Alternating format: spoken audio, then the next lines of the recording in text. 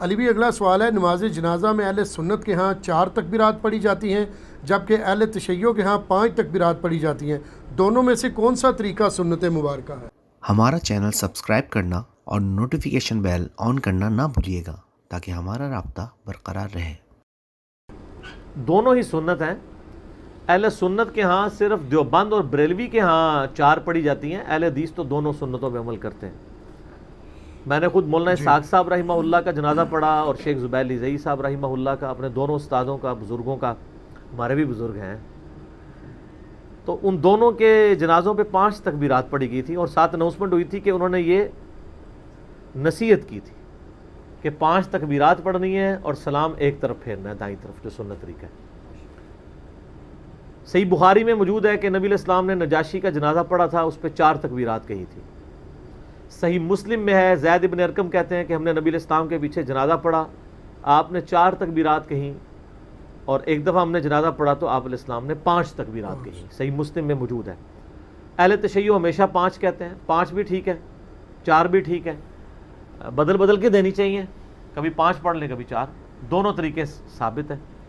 اور اس میں جو 5ویں تکبیر ہوگی نا، اس میں پھر 5ویں کے بعد سلام پھیرا جائے گا، چوتھی کے بعد سلام نہیں ہوگا، چوتھی کے بعد پھر دعائیں مانگی جائیں گی۔ جی، یہ اس کا یعنی طریقہ کار ہوگا۔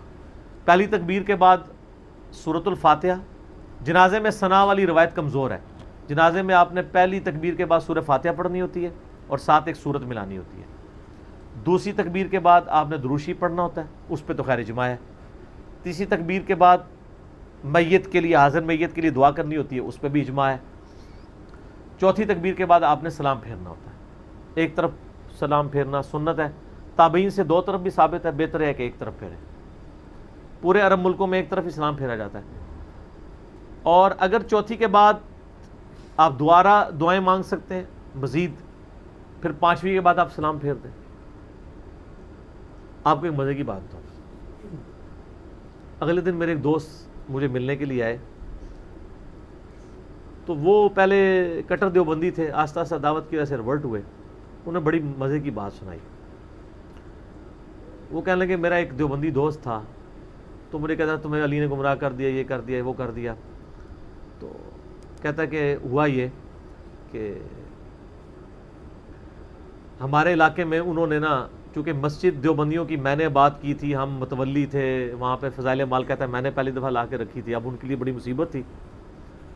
تو کہتے میں اپنے علاقے میں جب واپس گیا تو انہوں نے 1 مہینہ پہلے ہی نا، ایک کراچی میں کوئی دیوبندی مفتی تھا مناظر، اس کو کہا کہ تم 1 مہینہ تیاری کر لو، تمہارا مناظرہ کرانا ہے۔ وہ مناظرہ ایک اسکول ٹیچر کے ساتھ،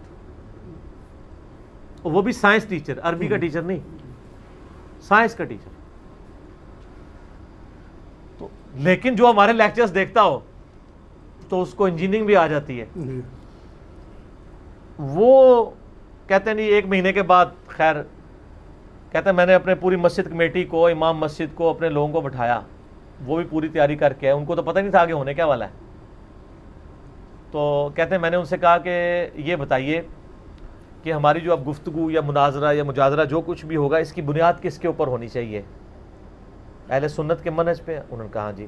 تو ان کا مولانا صاحب میں تو ہوں جاہل، مجھے تو عربی بھی نہیں آتی، تو آپ تو عالم دین ہیں، تو میں آپ کے سامنے اہل سنت کا منہج بیان کرتا ہوں، اور بریکٹ کے اندر جو میں نے انجینئر صاحب کی ویڈیو سے سیکھا ہے۔ تو آپ اگر میں غلط بولوں آپ نے کہہ دینا غلط ہے، اگر میں صحیح بولوں تو آپ نے تصدیق کرنی، ان کہانی بیان کرو۔ اس کو تو پتہ ہی نہیں تھا کہ وہ وہی بولے گا جو ہے۔ ان کا جی سب سے پہلے کتاب اللہ سے مسئلہ دیکھیں گے، اس کے بعد سنت سے، سنت سے نہ ملے تو اجماع امت سے، اور اجماع سے نہ ملے تو قیاس کریں گے۔ اس کی تو باتیں ہی کھل گئی، ٹھیک ہے۔ اس نے کہا یہ اہل حدیث، اس نے کہا میں اہل حدیث تو نہیں ہوں، میں تو کتاب و سنت کو فالو کرتا ہوں۔ ان کا یہ اہل حدیث تو اجماع کو نہیں مانتے، حالانکہ یہ بھی پراپوگنڈا ہے، اس میں اہل حدیث کا بھی قصور ہے۔ انہوں نے بھی وہ اس چیز کے اوپر ایمفسائز نہیں نہ کیا، سوائے شیخ زبیر صاحب کے، انہوں نے آ کے اس منہج کو زندہ کیا۔ ان کا جی بالکل ہمارا بھی یہی منہج ہے، کتاب اللہ، سنت، اجماع۔ اب انہوں نے کہا پتہ نہیں کیا کرے گا، یہ بخاری مسلم سے رفع الیدین کی حدیثیں لائیں گے، ہم ترمذی سے ضعیف روایتیں رفع الیدین کے ترک پہ پیش کر دیں گے۔ نہ، اس نے سوال پتہ کیا کیا، مجھے جنازے سے یاد آیا۔ انہوں نے کہا کہ یہ بتائیں کہ نماز جنازہ میں آپ سورہ فاتحہ کیوں نہیں پڑھتے؟ آپ پتہ ہے حنفی نہیں پڑھتے، پہلی تکبیر کے بعد ثنا، دوسری کے بعد درود شریف, تیسری کے بعد دعا, چوتھی کے بعد سلام پھیر دیتے ہیں. تو اس نے کہا کہ نماز جنازہ میں تو ثنا ہے, اس میں تو سورہ فاتحہ نہیں ہے. انہوں نے کہا جی بخاری مسلم میں حدیث ہے کہ جو فاتحہ نہیں پڑھتا اس کی نماز ہی نہیں ہے, تو نماز جنازہ ایک نماز ہے, یہ کیسے ہو سکتا ہے اس میں فاتحہ نہ ہو؟ کہتا ہے نہیں ہے اس میں. ان کا بتائیں کہاں لکھا ہوا ہے کہ نہیں ہے؟ کہتا نہیں آپ بتائیں کہاں لکھا ہوا ہے کہ ہے. اس نے کہا جی ہے, صحیح بخاری کھولی. ٹھیک ہے, وہ کہتا ہے بخاری تو میں 25 سال سے پڑھا رہا ہوں. ان کا سر بخاری میں سے میں بھی آپ کو نکال دیتا ہوں کہ عبداللہ بن عباس رضی اللہ تعالیٰ عنہ نے جنازے کے دوران اونچی آواز سے سورہ فاتحہ پڑھی اور فرمایا یہ میں نے اس لیے پڑھی ہے تاکہ تمہیں تعلیم دوں کہ نبی علیہ السلام کی یہ سنت ہے, آپ کا یہ طریقہ ہے سورہ فاتحہ پڑھنا. ان کا یہ تو آگیا صحیح بخاری. پہلے وہ کہتا ہے وہ مانا ہی نہ کہ بخاری میں لکھا ہے. ان کا بخاری لے کے میں آپ کو نکال دیتا ہوں. پھر کہتا ہے اچھا ٹھیک ہے لکھا ہوگا, لیکن مسئلہ یہ ہے کہ ہم اس لیے اس حدیث کو نہیں مانتے کیونکہ ہم امام حنیفہ رحمہ اللہ کے مقلد ہیں, تو اس لیے حنفیوں کے نزدیک جائز نہیں ہے. انہوں نے کہا نا, اہل سنت کا منہج ہے پہلے کتاب اللہ, پھر سنت, پھر اجماع, پھر چوتھے نمبر پہ امام حنیفہ. ہائے ہائے ہائے ہائے ہائے, پھنس گیا. اس کا جواب تو اب کچھ بھی نہیں تھا. اس نے کہا میں نے تو آپ کو سنت پہ, ابھی تو اجماع پہ بھی نہیں ہم آئے, سنت میں نے آپ کو بتائی ہے اور ابن عباس کہہ رہے ہیں سنت ہے. اب آپ بتائیں کہ کس ترک رفع الیدین پہ پھر بھی ضعیف حدیثیں ہیں, اس پہ تو ان کے پلے کچھ بھی نہیں ہے. آندہ سے رفع الیدین پہ مسئلہ نہ شروع کیا کریں, جنازے میں سورہ فاتحہ مسئلہ شروع کر دیا کریں. کیسے پوائنٹ دی گل ہے. ٹھیک ہے, اس نے کہا جی اب آپ مجھے بتائیں کہ کہاں یہ لکھا ہوا ہے, کتاب اللہ سے بتائیں, سنت سے بتائیں, اور باقی آگے تو جانے کی ضرورت ہی نہیں ہے نا کہ کہاں لکھا ہے کہ فاتحہ نہ پڑھو. تو اس کا جواب تو کوئی نہیں تھا. اس نے کہا جی بات یہ ہے کہ آپ چونکہ جاہل ہیں, کوئی عالم لے کے ہیں, میں اس کے ساتھ بات کروں گا. یعنی ان کا لیول یہ ہے کہ جاہلوں کے ساتھ بھی بات نہیں کر سکتے. یہ کیوں کہہ رہا تھا عالم لے کے ہیں؟ کیونکہ ان کو پتا ہے کہ عالم جو ہے وہ بڑے جاہل ہوتے ہیں, ان سے بات کرنا زیادہ آسان ہوتا ہے. عام آدمی جو ہے نا وہ چھوٹا جاہل ہوتا ہے.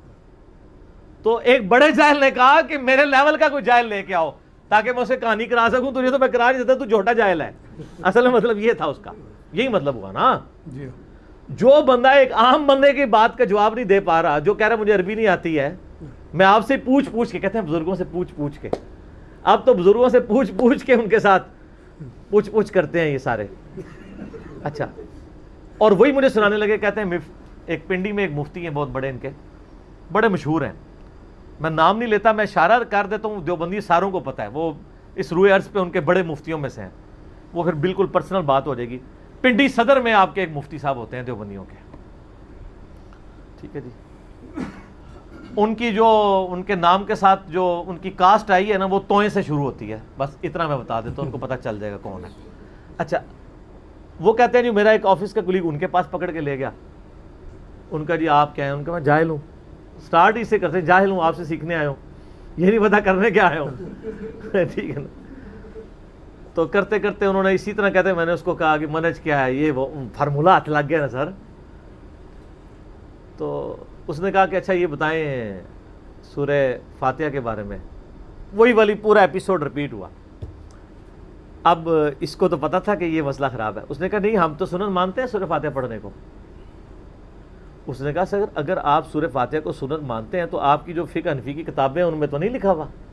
وہ کہتا نہیں میں کوئی ذمہ دار نہیں ہوں, ہم سنت مانتے ہیں. اس نے کہا اچھا آپ مانتے ہیں تو آپ پڑھتے کیوں نہیں ہیں؟ سر ماننا ہی ہے. وہ کہتے ہیں اس بات کو چھوڑیں. وہ بیسیکلی مناظرہ کر رہا تھا, ہاں میں نے مان لیا, آپ کو اگلے ٹاپک پہ آؤ, ادھر میں تمہیں ٹھبی دیا, ادھر تو تم نے ٹھبی دے لی نا.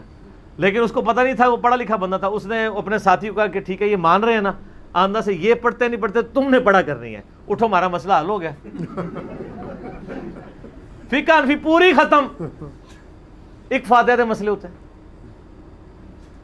مسئلہ ہی ختم ہو گیا نا. تو اس نے کہا کہ آپ کو یہ ہو سکتا ہے ایک لوز بال مجھے بھی دے, میں بھی ایک فل ٹاس پہ چھکا مار دوں. نہ سر, اسی 6 چھکے مارنے ہیں, اس کے بعد ختم. ٹھیک ہے نا. اپنی رائے دینے کے لیے کمنٹ ضرور کریں کہ یہ ویڈیو آپ کو کیسی لگی. ہمیں آپ کی رائے کا انتظار رہے گا. ہمارا چینل سبسکرائب کرنا اور نوٹیفیکیشن بیل آن کرنا نہ بھولیے گا تاکہ ہمارا رابطہ برقرار رہے.